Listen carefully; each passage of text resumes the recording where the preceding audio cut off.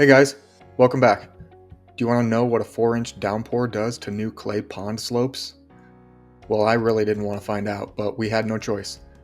I got a friend who was gracious enough to take these drone videos. Hope you enjoy.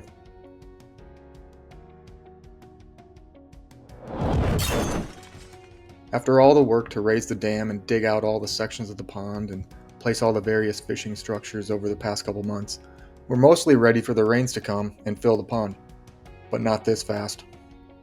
Join us as we enter the pond through the future stream bed that we're excited to get started, but we first have to get electrical trenched down from the house. On June 25th, we got a 4-inch rainstorm, and that really did a number on the steep slopes in and around the pond. It's not hard to see where the water flows in. While it's sad to see the deep eroded cuts, it's also good to see the path the water takes to help us figure out some prevention measures in the future.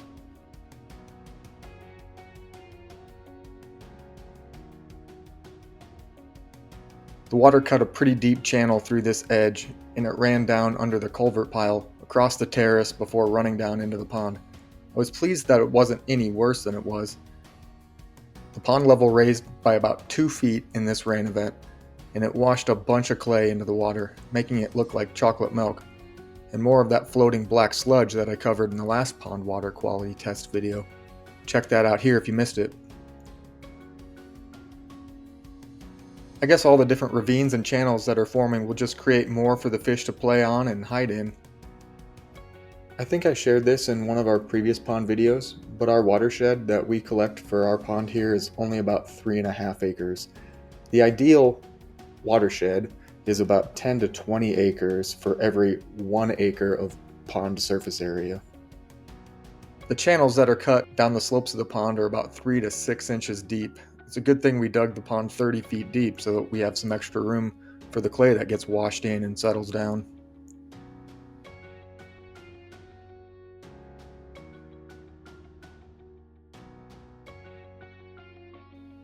These two flat surfaces is where we're going to have the future spawning beds. They collected quite a bit of silt. Establishing vegetation on this slope is going to be key.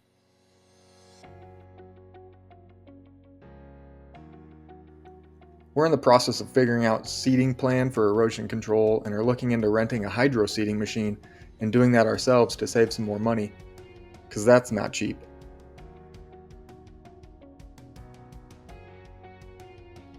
Out of curiosity, does anyone plant grasses on the inside of their pond before it fills with water to help with erosion? We weren't planning on doing that, but I might consider it now.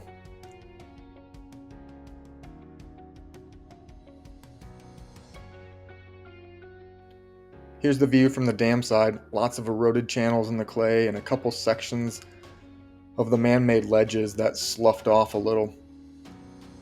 We're getting volunteer weeds and grasses sprouting up within the pond.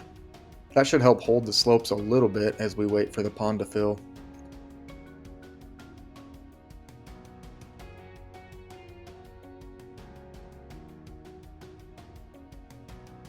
We busted this deer who was out grazing this evening around the path, and there happened to be 2 of them.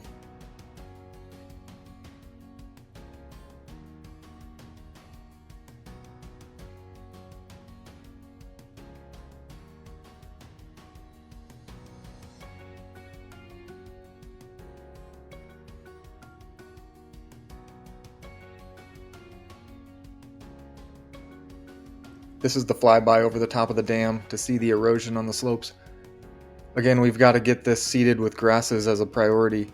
If we do the hydro seeding process, be sure to subscribe and stay tuned for that video. I'll share what we learn. I've never done that before. If anyone has any advice, I'm all ears. There was a big oak tree branch from behind the pond dam that snapped off in the storm and laid over the dam. We didn't want to lose that one, but oh well.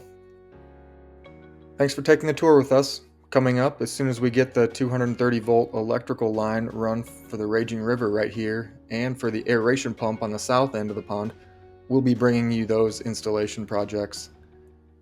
But I think the next priority will be seeding the dam and the side slopes to help get some root systems in place to prevent as much of the erosion as we can. Click that subscribe button and the notifications bell so you get alerted when we share these upcoming pond projects. I really appreciate you watching. Until next time, God's peace to you.